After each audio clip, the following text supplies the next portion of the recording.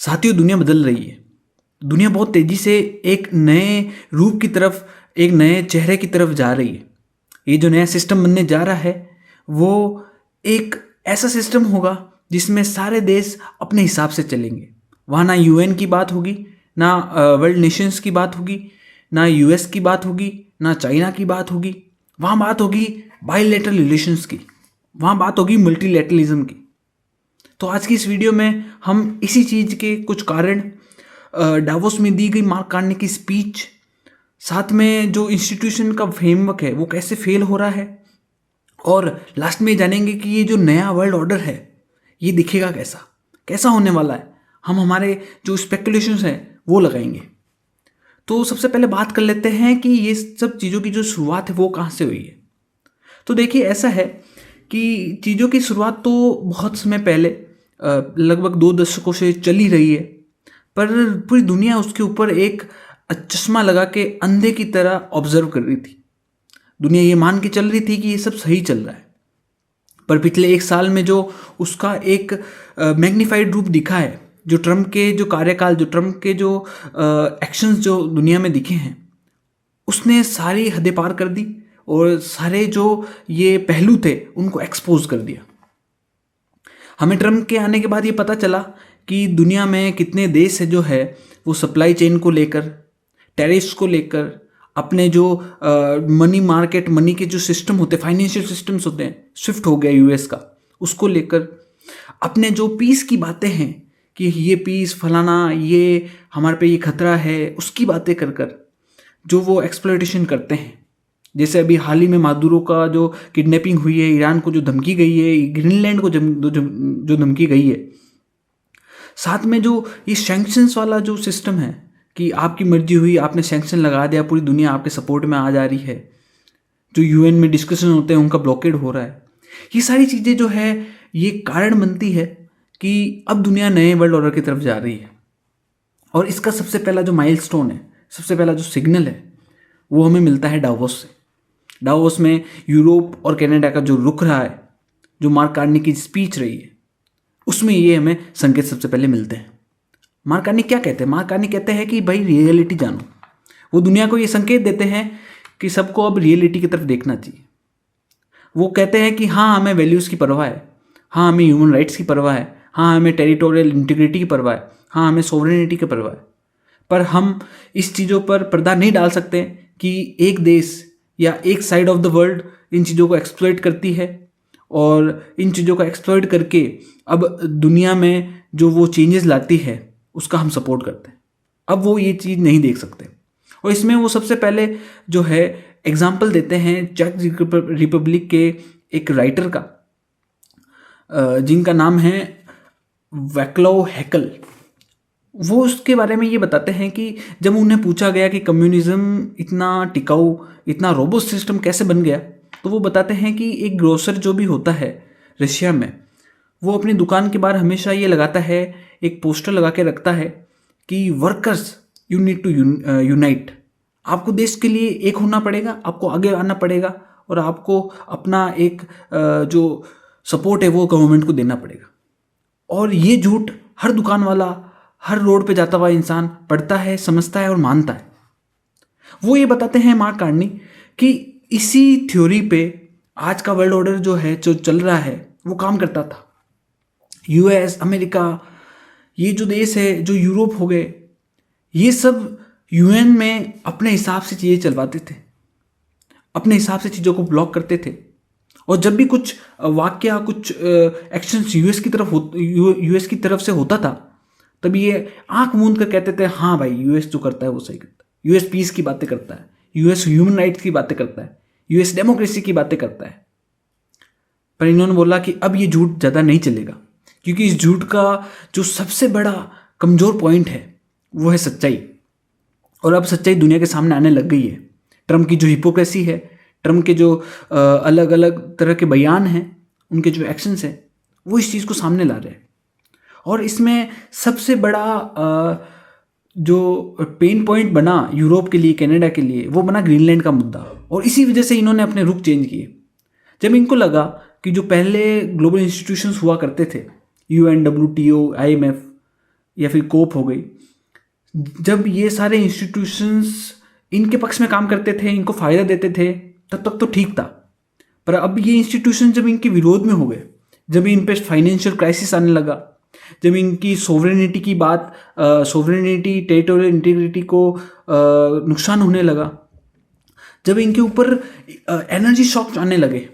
अभी हाल ही में जो रशिया पे सैंक्शंस लगे, तो रशिया ने इनकी एनर्जी ब्लॉक कर दी, तो ये जो सारी चीज़ें हुई, तब इनकी वल्नरेबिलिटीज इनको दिखने लगी। इनको दिखने लगा कि भाई ये हमारे लिए सही नहीं हो रहा। और जैसे ही इनको ये चीज़ पता चली, इन्होंने बैकफुट पे आ गए, इन्होंने बात कर ली नए वर्ल्ड ऑर्डर की। और मज़े की बात तो ये है कि ये जो नया वर्ल्ड ऑर्डर, ये जो बात कर रहे हैं, ये बात इंडिया अपने पिछले 3 साल, 4 साल, 5 साल से लेके चल रहा है। इंडिया यही तो बात करता है। इंडिया कहता है, जो यूरोप भी अभी कहने लगा है, इंडिया ने यही बात कही है कि टेरिटोरियल इंटीग्रिटी, सोवरेनिटी, इसकी बात करो। आप इसकी बात करो कि डिप्लोमेसी और डायलॉग से सारी बातें करनी है।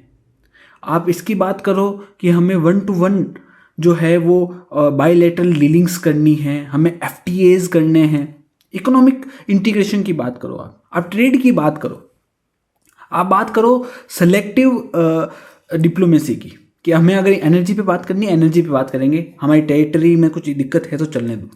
अगर हमें इकोनॉमिक लेवल पे बात करनी है तो इकोनॉमिक लेवल पे करेंगे, टेरिटरी में दिक्कत है या फिर एनर्जी रिलेटेड दिक्कत है तो कोई बात नहीं। हमें सिक्योरिटी पे बात करनी है पर हमारा इकोनॉमिक सही नहीं है तो कोई बात नहीं। तो इश्यू बेस्ड रिलेशंस बनाओ। ये इंडिया ने जरूर वर्ल्ड को पिछले 3-4 साल से दिखाया है और अपना स्टांस क्लियर किया है। इशू बेस्ड स्टांस होता है, जिस इशू में बात नहीं होती वो वहाँ इंडिया बात ही नहीं करता है। तो इन सब चीज़ों को लेकर अब यूरोप आगे आ रहा है। अब कनाडा ये कह रहा है, यूरोप ये कह रहा है कि हम भी टेरिटोरियल इंटीग्रिटी की बात करेंगे, हम भी इन सारे पॉइंट्स पर अपना मत रखेंगे। तो इसकी वजह से अब आखिर में हमें मिलेगा क्या हमें एंड में कैसा वर्ल्ड मिलेगा? तो देखिए, जो मुझे लगता है कि आज का जो ज़माना है वो हाइपर ग्लोबलाइज ज़माना है। आज जो पीपल टू पीपल रिलेशंस है, हाइपर ग्लोबलाइजेशन की वजह से जो पीपल टू पीपल रिलेशंस है, जो सोशल इंटीग्रेशन है, वो बहुत हद तक बढ़ चुका है। जो डायस्पोरा रिलेटेड पॉलिटिक्स है, जो डायस्पोरा रिलेटेड कंसर्न्स है, वो ज़्यादा महत्वपूर्ण रखने लग गए हैं। और जो इकोनॉमिक इंटीग्रेशन है, उसकी वैल्यूज़ भी सोसाइटी में, वर्ल्ड में, ग्लोबल लेवल पर बढ़ गई है। आज जो भी चीज़ें, जो भी सैंक्शंस लगते हैं वो ट्रेड रिलेटेड होते हैं, इकोनॉमिक होते हैं। तो इकोनॉमिक टूल्स का जो यूज़ बढ़ रहा है, उसका भी एक बहुत बड़ा रोल अब हो गया है। अब लोग हार्ड पावर की बात कम करते हैं, लोग रियलिज्म की बात करते हैं, पर एक लेवल तक करते हैं। वो अपने एक्शंस में इकोनॉमिक लेवरेज को ज़्यादा यूज़ करते हैं। वो भले मिलिटरीली अपने आप को सुपीरियर हो, पर यूज़ टेरिफ्स को करते हैं। तो इस मायने में हम देखें अगर नए वर्ल्ड को, तो नए वर्ल्ड के मैं 5 पॉइंट आपको बता सकता हूँ, जो कि आपको आज से 10 साल बाद, 15 साल बाद, 20 साल बाद या 25 साल बाद भी अगर आपको याद आए, तो ये 5 पॉइंट आपको देखने को मिलेंगे और नया वर्ल्ड उन्हीं 5 पॉइंट के अराउंड घूमता रहेगा। तो उसमें सबसे पहला जो पॉइंट है वो है इकोनॉमिक स्टेट क्राफ्टिंग। जैसा कि मैंने आपको बताया, हर देश अब अपने इकोनॉमिक पॉलिसी और इकोनॉमिक और ट्रेड को लेकर, एनर्जी को लेकर अपने अराउंड एक स्टेट क्राफ्टिंग और एक पॉलिसी मेकिंग, एक स्ट्रेटेजिक स्टांस रखेगा। वो हमें आगे जाने वाले हर देश के साथ देखने को मिलेगा। सेकेंड पॉइंट आता है मल्टीलेटरलिज्म। दुनिया में अब यूनिलेटरल जो है वो साइड्स नहीं रहेगी। कोई ऐसे बात नहीं करेगा कि यूएस का गुट है, चाइना का गुट है, यूएस और चाइना की बात, पूरी दुनिया यूएस और चाइना की बात करेगी, ऐसा कुछ नहीं है। हर देश अपने लेवल पर या हर एक कोलिशन अपने लेवल पर बात करेगा। कुछ देश मिलके अपनी बात करेंगे, दूसरे 10 देश मिलके अपनी बात करेंगे। तो ऐसे होके पूरा मल्टीलेटरल एक स्पेक्ट्रम बनेगा, एक एरिना बनेगा। ये भी देखने के लिए मज़ेदार होगा कि ये कैसे होता है। तीसरा पॉइंट जो होता है इसमें, वो होता है फ्लेक्सिबिलिटी। देश फ्लेक्सिबल होंगे। जैसा कि मैंने आपको बताया कि अगर एक मुद्दे में उनका पेन पॉइंट है, अगर कोई दो देश जैसे इंडिया और चाइना के बीच में अगर टेरिटोरियल इशू है, इसका मतलब ये नहीं है कि वो इकोनॉमिक इंटीग्रेशन एफटीएस की बात नहीं करेंगे। फ्लेक्सिबिलिटी होगी, फॉरेन पॉलिसी में फ्लेक्सिबिलिटी होगी। आज से पहले क्या होता था कि यूएस ने अगर किसी देश को बोल दिया ईरान पे सैंक्शन, तो सैंक्शन कोई देश जो यूरोप का, कनाडा, ये कोई देश इसके साथ आके ट्रेड नहीं करते थे। इंडिया करता था, चाइना करता था, क्योंकि इंडिया की सोच अलग थी, फ्लेक्सिबल थी। तो अब दुनिया भी इसी तरफ जा रही है।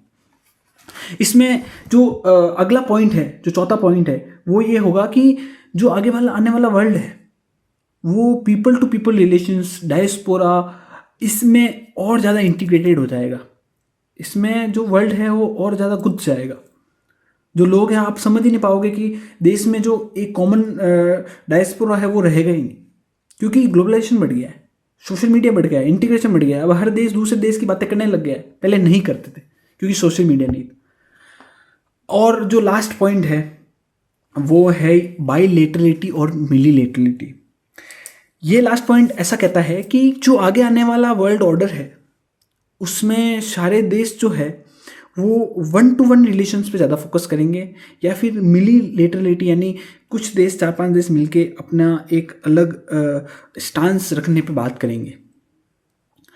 ये जो है वो एक फ्यूल या फिर आप बोल सकते हैं फैक्टर बनेगा मल्टीलेटरलिटी के लिए, क्योंकि जब तक मिनीलेटरलिटी या फिर 1-to-1 बात नहीं होगी तब तक एक बड़ा मल्टीलेटरल वर्ल्ड देखने को नहीं मिलेगा। और एक फाइनल 6 पॉइंट में ऐड कर लेता हूँ कि आने वाले समय में FTAs, पार्टनरशिप्स, MOUs, इनकी भरमार होने वाली। और आप पिछले 5-6 साल में देख सकते हैं कि कितने FTAs हुए। यूरोप ने भी साउथ अमेरिका के कुछ देश, ब्राज़ील, अर्जेंटीना, इनके साथ FTA किया है। एशियन के साथ उनका FTA हुआ है, उनका FTA मैक्सिको के साथ हुआ है, उनका FTA और कुछ जो मिडिल ईस्ट के देश है उनके साथ हुआ है। इंडिया के कितने FTAs हुए, Australia completed, UAE completed, Europe on the way है, US के साथ देखेंगे, वो मानेगा तो ठीक, नहीं तो देख लेंगे। तो कितने ज़्यादा जो FTAs हो रहे हैं, ये भी आने वाले वर्ल्ड ऑर्डर को बताता है कि लोग इकोनॉमिक इंटीग्रेशन की ज़्यादा बात करें। तो इसीलिए आज का जो हमारा ये पॉइंट है वो यही है। और समझने की बात ये है कि दुनिया देखो, हम क्या है बहुत पैनिक हो जाते हैं। ये जो भी हमें देखने को मिल रहा है, गोल्ड, सिल्वर, ये दुनिया केओस में लग रही है, बट केओस एक जस्ट सिग्नलिंग है, एक जस्ट फेस है, फसाड है। एक्चुअली में दुनिया रीअलाइन हो रही है। दुनिया अपने आप को वापस झंझोर के ये देखना चाहती है कि अब मुझे क्या बनना है, क्योंकि जो पिछले 100 साल में ये बनी है अब वो काम नहीं आ रहा है। अब इसको कुछ नया बनना है, इसको अपने आप में एक नई पर्सनैलिटी धारण करनी है, और दुनिया उसी की तरफ बढ़ रहा है। आज के लिए बस इतना ही। हम नेक्स्ट वीडियो में एक नए टॉपिक के साथ, इसी एंथुसियाज्म के साथ बात करेंगे। धन्यवाद।